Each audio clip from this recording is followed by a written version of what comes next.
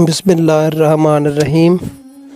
अस्सलामुअलैकुम नाज़रीन, मलिक टीवी में खुश आमदीद कहते हैं। आइए चलते हैं आज की स्टोरी की तरफ। एक बादशाह ने ख्वाब देखा कि इसके सारे दांत टूटकर गिर पड़े हैं।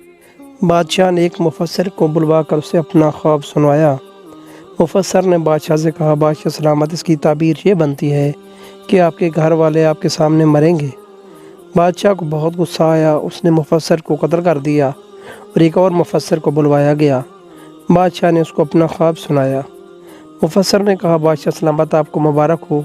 ख्वाब की ताबीर ये बनती है कि आप माशाअल्लाह से अपने घर वालों में सबसे ज़्यादा लंबी उम्र पाएँ। बादशाह ने खुश होकर मुफस्सिर को इनाम व इकराम देकर रुखसत किया।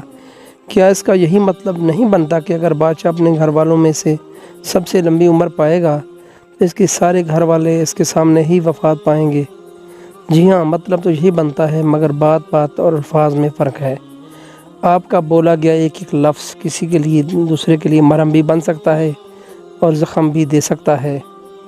इख्तियारात आपके हाथ में है। अल्लाह ताला आपको खुशियाँ अता करे, खुशियाँ तकसीम करने का शर्फ़ अता करे। आमीन या रब्बल आलमीन।